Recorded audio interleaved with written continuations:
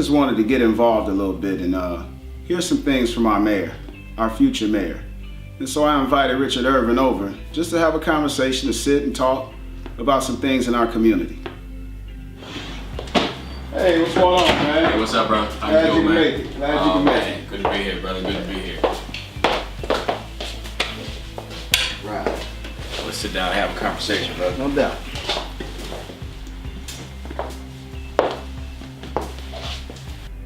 Man, so I'm glad you could make it, man. Man, good to be here, brother. Good to be here, man. I know a lot of people, have their questions, man, about is Richard, somebody that is capable of being our next mayor, and a lot of people pass judgment on you, because of your past, as far as being a prosecuting attorney, being a lawyer in our community, and I just wanted to, prove that me myself, man, I look at you, man, and I think you're the best candidate, man. Well, I appreciate that, brother. Yeah. Man, I understand when people pass judgment on me. Most people, see me now as a lawyer in court, have a business. Other lawyers work with me, secretaries, but man, I haven't always been that. But I grew up in the hood, right here in Aurora, low-income housing, the Aurora Housing Authority, man. And a single mom raising me and my brother. She's a teenage mom. We got different dads, and you probably hear that story a lot, but you wouldn't know that about me unless you had a conversation with me. My dad was selling drugs. My brother's dad in and out of prison. Both of them making promises to us they never kept. Same stuff that we hear all the time. I just had the ability, to get out of the hood I went to the military, and I got money for college and go ahead, bro. Man, not to cut you off, but man, that right there is why I feel that you'd be great for Aurora, because it's no secret, the crime in certain areas, man, are driven. They come from a lot of guys that come from, the low-income housing, man, and single parent homes, and here we have a guy that's relatable. You overcame, man. You've been through it all. Man, it wasn't easy. Yeah. It took hard work and determination. It was a whole lot of sleepless nights, man. Trying to make it happen. Man, and that very reason, though, is why I feel that you'd be a good candidate. Because to the youth, man, that's what these guys need to see, man. But the thing about it, man, and what people don't understand is I never forget where I came from. Where I came from made me who I am. If it wasn't for growing up in the housing authority, meeting the people that I met, dealing with what we had to deal with, it wouldn't have made me the person I am, that's strong enough to overcome the obstacles. And I never forget, and I always want to reach back and make sure I bring other people up and make sure we have opportunities to overcome.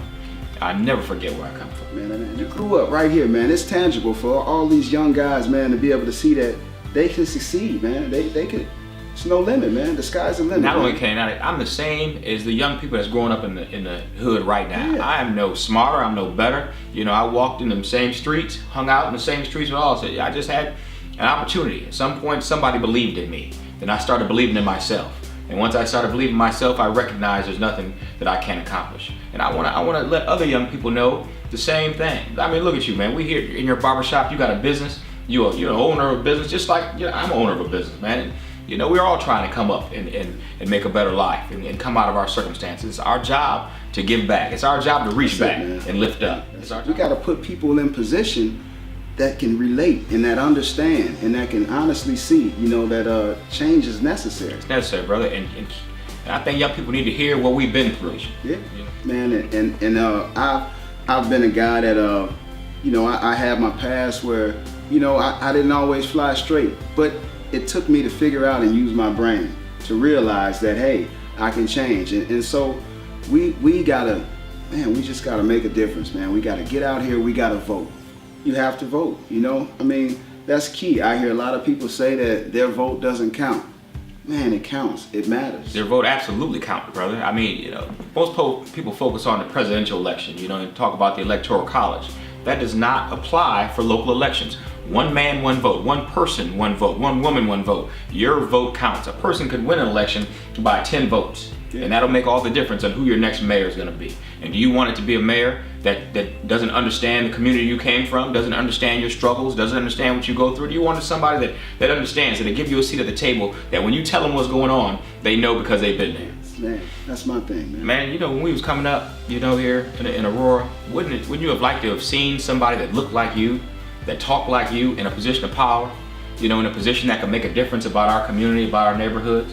You know, that's what it's about. You know, I want kids to look at me and say, I want to be him one day when I grow up, and have them something to look forward to. Exactly. And that's what this is about, man. That's why I'm in this. Yeah, I like that, man. All right. Well, you guys gotta get out and do this early vote, man. If you're not registered to vote, get out and register to vote, guys. You know, hey, right over on Locust and Galena. Right. Aurora Election Commission. Aurora Election Commission. Get out and early vote. And some people think that because you have felonies that you can't vote. It's not true. That's absolutely incorrect. It's not true. You can vote. No matter how, you can have 10 felonies. It don't matter. Your voice can be heard. You can vote. Trust me. Yeah. Trust me. Hey, like I said, you the best candidate, man. In my shoe, the way I feel, you the best candidate, man. My local, they supported Linda, man. They supported Linda, but I had to get out and go for myself to those debates. I Facebooked. I went at it with a few people talking about it on Facebook, but I had to get out there and go myself, man. And overall, man, you're the best candidate, man. Hands down. Brother. I appreciate Hands it. down. I really do. Hey, once again, man, I want to thank you for coming out, man. Man, I appreciate you having me, bro. Hey, man, no doubt, man. And again, Election Day is April 4th.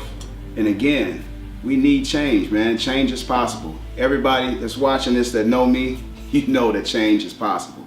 And we need this guy right here to change, man. And when I'm elected, change will absolutely happen. Vote April 4th. Now, you can early vote now. Now all the way up until April 3rd at the Aurora Election Commission. But the last day, the day that we tally up all these votes and decide who the next mayor of Aurora is, April 4th. Get out there and vote.